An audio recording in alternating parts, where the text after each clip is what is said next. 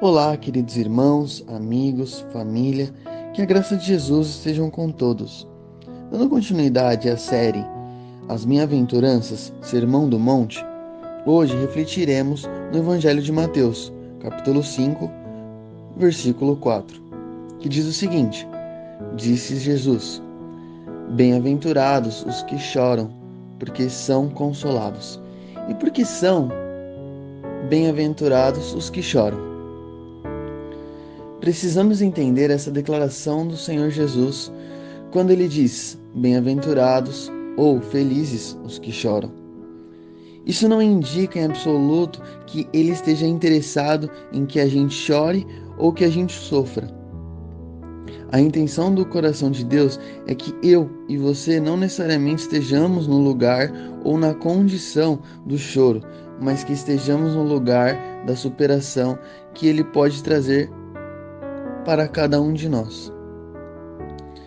Então, a melhor forma de começarmos falando dessa bem-aventurança é reconhecer o que Deus deseja para nós. Deus deseja o nosso bem. Em Jeremias 29:11, ele diz: Porque eu conheço os planos que tenho para vocês, planos de fazê-los prosperar e não de lhes causar dano, planos de dar-lhes esperança e um futuro. Deus deseja o nosso bem e não o nosso mal. Ele quer acrescentar. E quando falamos do bem, obviamente estamos falando não só daquilo que espiritualmente tem valor, mas mesmo daquilo que traz alegria e satisfação no contexto de vida terrena. Em João 16:24, o Senhor Jesus diz: Até agora vocês não pediram nada em meu nome. Peçam e receberão, para que a alegria de vocês seja completa. Ele está dizendo: peçam para que a vossa alegria seja completa, para que a medida da sua satisfação seja completamente preenchida. Nisso que ele está dizendo, vemos um Deus interessado no nosso bem-estar, na nossa alegria. Mas que tipo de choro pode nos levar à felicidade? Possivelmente não é o choro provocado pela perda e um bem material, pelo término de um namoro, pelo fracasso do nosso time no campeonato ou coisas assim, que fazem parte do nosso cotidiano e são comuns a todos os homens. O choro que Deus promete consolar parece ser mais sentido, mais cheio de dor, com um preço mais alto a pagar. Parece que este choro está relacionado ao lamento e tristeza de quem, diante das circunstâncias ruins, não tem outro recurso, nem outra motivação, senão chorar aos pés do Senhor. Saiba que Deus ouve sim o nosso choro. Ele ouviu o choro do menino Ismael, quando este fora despedido por seu pai Abraão e se encontrava desolado no deserto. Deus ouviu o choro de Ana, que se sentia humilhada por não ter filhos. Deus ouviu o choro de Davi, quando este, muitas vezes, era perseguido por seus inimigos. Ele ouviu o choro da viúva que perdera seu único filho. Não chores, foi a sua palavra àquela mulher aflita. Logo após, ele lhe restitui o filho vivo. Ele não deixou passar despercebido o choro de uma mulher que regava-lhe os pés com suas lágrimas e os enxugava com os seus cabelos. Jesus a exalta por esse gesto e pelo seu choro sincero de arrependimento. Lhe perdoa os pecados. Jesus, em outra ocasião, diante da morte de seu amigo Lázaro e do choro inconsolável de Maria, se comove e chora também.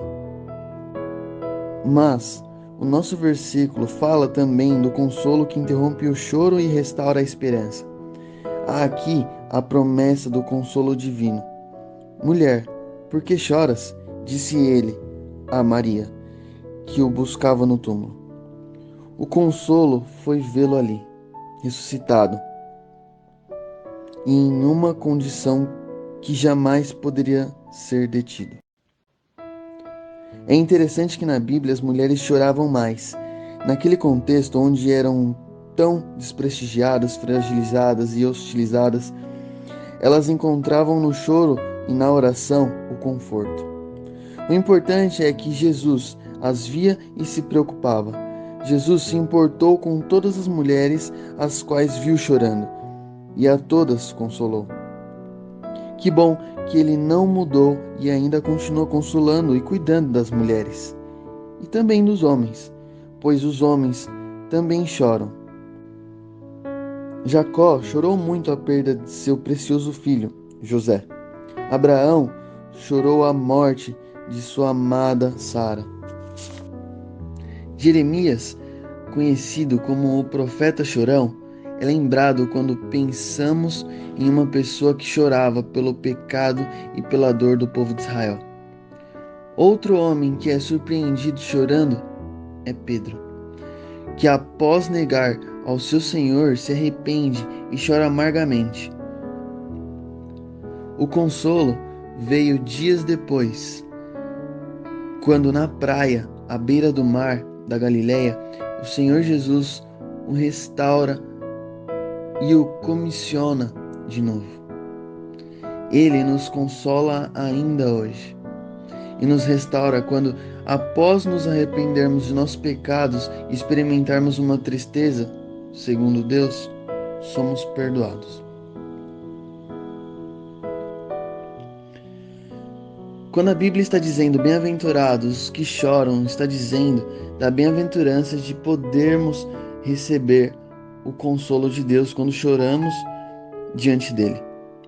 Esse é o ponto-chave do livro do profeta Isaías, que diz no capítulo 61 acerca de Jesus: O Espírito do Senhor está sobre mim, porque me ungiu para consolar todos os que andam tristes e dar a todos os que choram em Sião uma bela coroa em vez de cinzas, o óleo da alegria em vez de pranto e um manto de louvor em vez de espírito deprimido.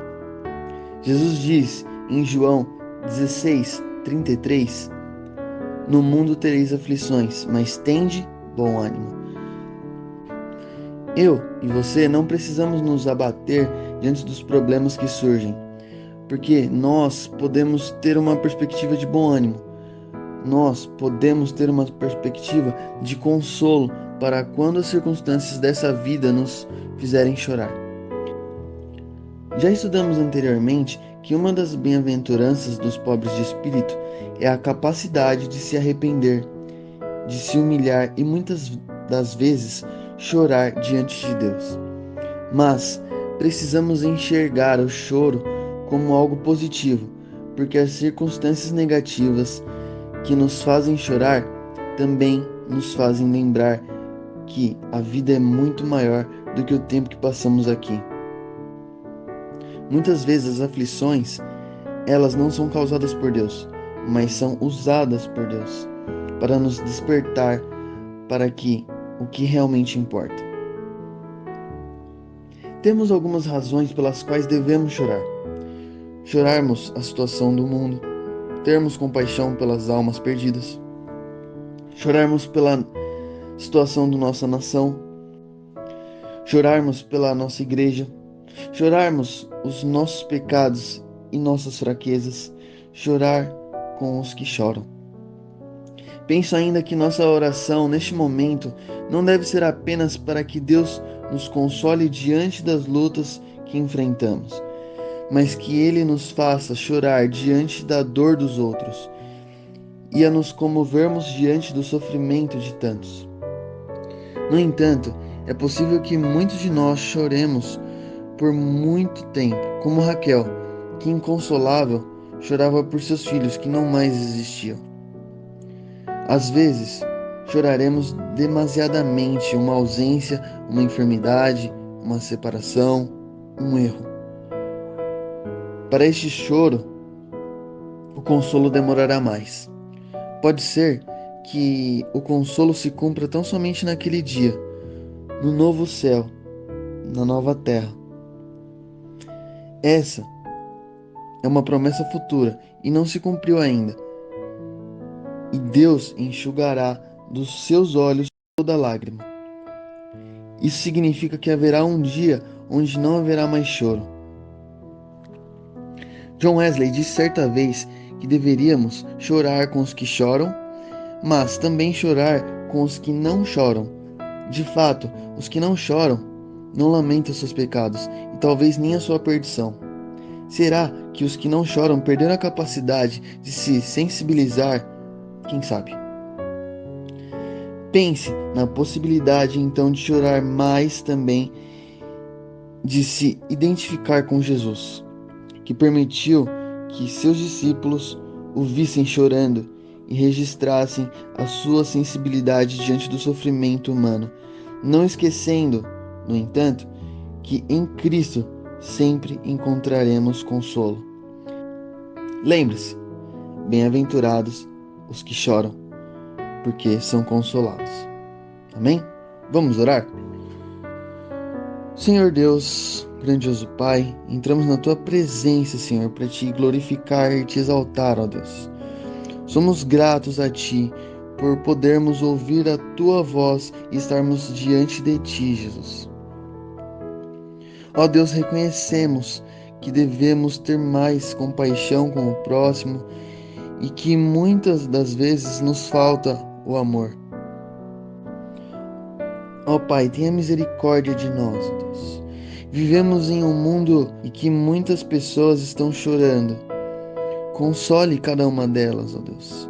Que o Senhor quebrante nosso coração, ó Deus. Que estejamos comovidos com o sofrimento de tantas pessoas. Independente do motivo de nossas lágrimas, ó Deus, sabemos que o Senhor está a nos consolar e enxugar cada lágrima.